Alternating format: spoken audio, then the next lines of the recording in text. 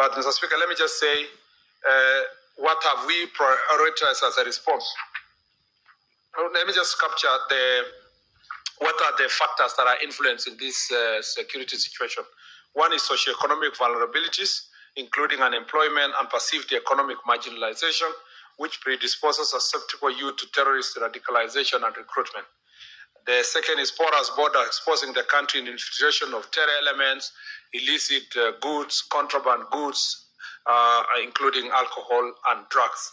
Presence of local facilitation networks, sympathizers and proxies aiding terrorist activities, challenging terrain, hampering security operations, particularly in part of northeastern region and the Boni enclave, technological advancement that criminals leverage to commit crime, climate change effects contributing to resource-based conflict, especially banditry, rapid urbanization leading to social problems, porous borders facilitating cross-border criminal activities. In response to the evolving security landscape, the government has prioritized recruitment and training of 10,000 police constables, which will provide additional manpower, revitalization of community policing initiatives to strengthen collaboration between the public and the law enforcement, increased collaboration through regional and international cooperation forums like Interpol, facilitating transnational coordination operations and exchange of best practices, arrest and prosecution of terror suspects, retraining and capacity building for police officers to enhance professionalism, service delivery and responsiveness to emerging security challenges, targeted deployment of specialized security officers based on threat mapping and risk assessment to improve responsiveness and deterrence, prioritizing the protection of main supply routes and critical corridors, including the lab set to safeguard national economic interests and community interests. That includes also, Mr. Speaker, the road between Isiolo, Modakashe, Samatar up to Mandera. We had a meeting recently with the Minister of Roads to provide greater protection to make sure that these roads are properly constructed in good time. Modernization of police equipment and infrastructure, intelligence-led and data-driven policing, strengthened inter-agency collaboration, enhanced border security operations, expansion of cyber crime investigative capacity. Question 2, elaborate the prevailing security incidents in Isiolo and Marsabit counties that require urgent security intervention and efforts to mitigate heightened tension. Honorable Speaker, the insecurity in these regions primarily characterized by intercommunal tension linked to competition for grazing land and water resources, banditry and cattle rustling, a proliferation of illicit small arms and light weapons, drugs and human trafficking, cases of missing persons, abductions and murder, cross-border criminal activities, political undertones, and occasionally heightened local tension. In response, the government has sustained security operations in the region, such as Operation Ondoa Jangili, which has done a fantastic job in dealing with drug trafficking and cases of proliferation of small arms, conducting periodic disarmament operations like the one that is ongoing now in Isiolo to deal with the acts of lawlessness and banditry, enhanced security deployment including specialized units and rapid response teams, intensified multi-agency operations targeting armed criminal networks, strengthened border surveillance and intelligence coordination, increased peace building and community dialogue initiatives involving elders and local leaders. Social inclusion and communication, they have also created new and complex security threats. The digital space has become a critical domain of national security, economic stability, and public safety. Cybercrime, cyber espionage, and online radicalization continue to evolve in sophistication, scale, and impact.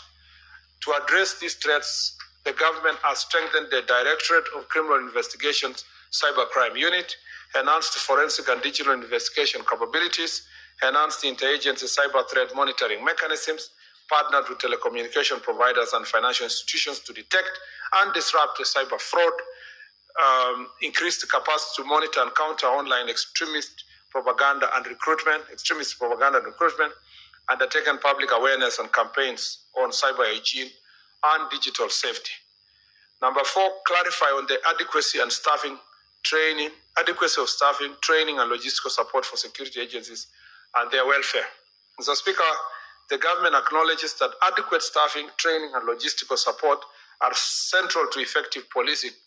Currently, The police to citizen ratio stands at 1 to 600, which falls below the international recommended standard of 1 to 450. This shortfall is attributed to natural attrition through retirement, resignation, and other form of exit. To progressively bridge this deficit, the service has prioritized the recruitment of additional cohort of officers upon the graduation. And upon graduation of the current intake, we shall also continue this recruitment process with the objective of reducing the police to citizens ratio. Other measures undertaken include continuous capacity building program targeting county commanders, sub-county commanders, and OCSs who are all the center of service delivery. Modernization of equipment, including analytical and surveillance tools, improvement of communication systems, enhancement of housing program, and medical cover for officers to improve the morale. So far as technology and communication systems, Mr. Speaker, we are undertaking an ambitious procurement of technology for IC4 to make sure that the current command and control center we have in Nairobi is enhanced in other 6 cities across the country, including Mombasa, Nakuru, Kisumu, Nyeri, Meru, and then Nairobi and Eldoret, Mr. Speaker, as part of the coverage of the areas that we want to cover. That, Mr. Speaker, the process is ongoing, and soon, in the next 2-3 months, we should start the process of installation and operation in some of the areas. Mr. Speaker, question 5, explain the mechanism for ensuring discipline, accountability, and adherence to rule of law by security officers, oversight framework, and collaboration with IPO.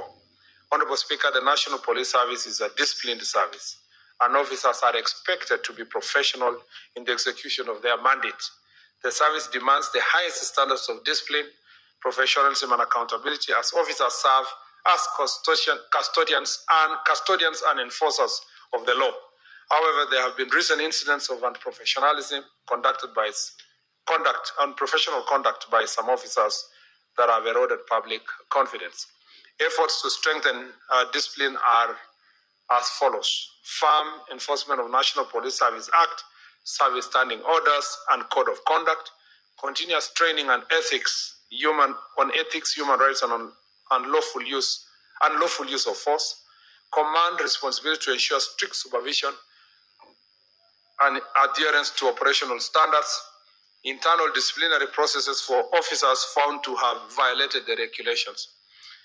And enhanced accountability include providing necessary cooperation to independent policing oversight authority and other oversight bodies carrying out independent investigation into cases implicating police officers, mandating the Internal Affairs Unit to investigate police misconduct, expeditious handling of complaints lodged by members of the public, adoption of technology in policing, including digital reporting systems and CCTV installations in police stations to improve traceability and accountability. And Mr. Speaker, we thank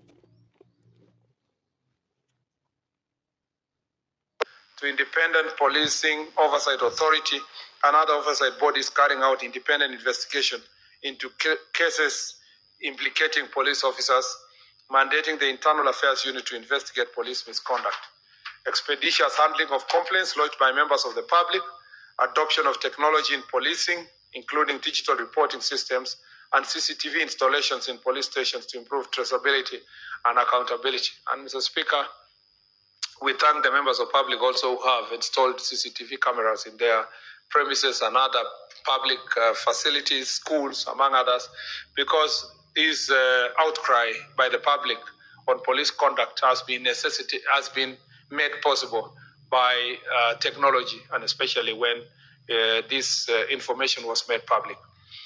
On upholding the rule of law, we work to ensure compliance with constitutional provisions of law in policing, proportional and lawful use of force in public order management, protecting of human rights during arrest, detention, and investigation, and commitment to impartial enforcement of law without discrimination.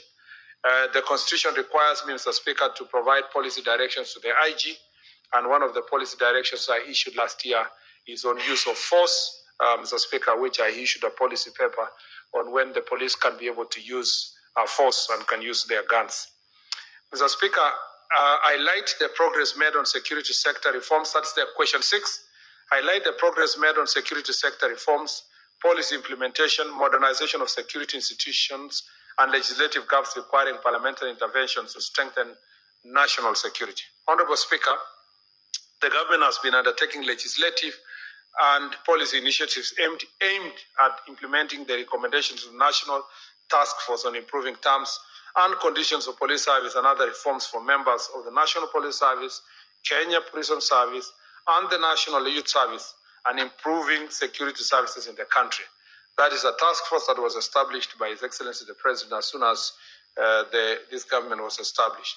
In line with the recommendations, we have embarked on several activities. First is reviewing and developing the following acts and bills. The National Police Service Amendment Bill 2025.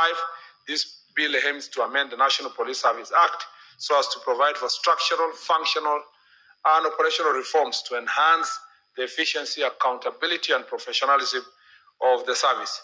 The draft bill proposes to introduce comprehensive changes, including the formal establishment of the Criminal Investigation Service, pursuant to Article 247 of the Constitution, regulation of forensic service, enhancement of internal oversight, alignment of disciplinary and administrative procedures, and protection of members in service-related circumstances. The bill has been submitted to National Police Service, National Police Service Commission, IPOA, and ODPP for comments before formal draft by the Attorney General. Revisions of draft bill to the incorporate stakeholders' inputs was done in November 2025. Further internal stakeholders' engagement and revised draft and consensus building is expected before the end of March this year, after which public participation will follow. Number 2, the Independent Police Oversight Authority Bill 2025 proposes to amend the Independent Police Oversight Authority Act to strengthen authorities' investigative and oversight mandate, enhance its operational efficiency, and align its provisions with evolving legal and institutional needs. The bill has been submitted to the agencies for comments. Proposals for demarcation of mandate and role between the Internal Affairs Unit of the National Police Service and IPOA are also being prepared for consultation to be shared with the relevant agencies, and thereafter the draft bill will be submitted to the Attorney General. Number 3, the National Police Service Commission Act seeks to amend the National Police Service Commission Act to strengthen the Commission's mandate in human resource management, streamline governance structure, and enhance accountability to the National Police Service. The draft bill has been submitted to National Police Service and National Police Service Commission for comments before the formal drafting by the Attorney General. The National Police Service Veterans and Fallen Heroes Bill 2025 establishes a legal framework for the recognition, registration, and support of police veterans and fallen heroes. The bill provides for the welfare of former members of the National Police Service and the dependents of officers who die in line of duty.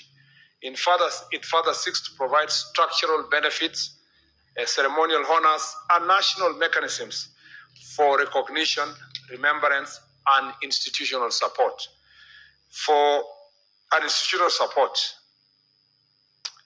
The bill has been submitted to the relevant agencies also before drafting by the Attorney General. The National Forensic Science Draft Bill 2025 has been prepared to put in place legal framework to regulate provision of forensic sciences services in Kenya. The bill was submitted to the relevant agencies in preparation for formal drafting by the Attorney General. The Public Order Management Bill seeks to give effect to Article 24, 33, 36, and 37 of the Constitution by providing a comprehensive framework for regulation, facilitation, and management of public assemblies, processions, demonstrations, picketing, and public meetings, while ensuring that these freedoms are exercised in a manner that respects the rights and the freedoms of others, safeguard public safety and health, and maintain public order. The bill has been submitted again to the relevant agencies before formally being drafted by the Attorney General. The government also developed the National Policing Policy, Public Order, Management and Policy, and Community Policing Policies, which are now at the formulation stage, with draft document having been presented to stakeholders for comments and feedback. Other activities that are on course with respect to police reforms include service delivery reforms, including National Police Service Charter Review, Service Standard Review, and Police Station Service Delivery Improvement Strategy. 2, implementation of performance management, including performance contracting. 3, staff establishment and career progression guidelines, including non-uniformed staff. 4, organizational structure of Kenya Police Service Administration, Police Service, and DCI, including policy directives on restructuring of formations, units, and components, review of the service standing orders, and development of standard operating procedures for all these operational units in the National Police Service. Mr. Speaker, it also includes establishing mechanisms and procedures for compliance with the 60th schedule of the National Police Service Act on mandatory notification of death and serious injuries that occur within police premises. Establishing mechanisms and procedures to ensure the honoring of summons of IPOA in execution of its mandate. Mechanisms and procedures to allow unconstrained access to police premises, including trained institutions by IPOA, capacity building and sensitization on external oversight functions, including the number of police officers trained and sensitized on IPOA functions and mandate. The government has further started developing the National Government Administration Police Unit Standards Operating Procedures, which have since been promulgated, Mr. Speaker, and this will provide step-by-step instructions to the NGAPU functions. The IG gazetted these procedures this week, or last week, Mr. Speaker. Mr. Speaker, question 7, explain the measures to put in place to address organized criminal gangs and strategies to prevent political, ethnic, and resource-based violence and urban crime. Honorable Speaker,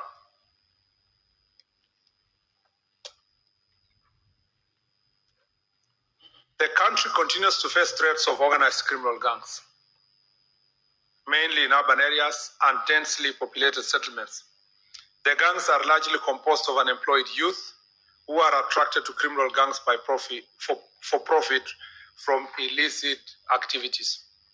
Organized criminal gangs remain a threat to public safety, erode economic progress, and rob the youth of their future. Factors contributing to the rise of these gangs include unemployment, school truancy, substance abuse, and political hooliganism attributed to incitement. Notably, in 2025 saw the emergence of criminal gang known as Timbogi, operating in urban and peri-urban areas of Umoja and Nairobi County. Arrests linked to these gangs involved individuals aged between 13 and 22 years, highlighting a troubling trend of juvenile involvement in organized gangs activities. To address these threats posed by criminal gangs, the government has employed the following measures. 1, intelligence-led operations and sustained crackdown on gang members, resulting in arrest, prosecution, and disruption of their networks. Community policing and public sensitization efforts to encourage timely reporting of gang-related incidents and improve collaboration with law enforcement agencies. Engagements with local leaders and stakeholders to identify and address the root cause of gang recruitment, including socioeconomic vulnerabilities. Strengthened accountability within the service, including stern disciplinary action against officers and individuals found abetting or participating in criminal activities. Intensifying the crackdown against the drug trafficking syndicates and the fight against the illicit brews. Despite the ongoing efforts, several challenges continue to undermine the gains made.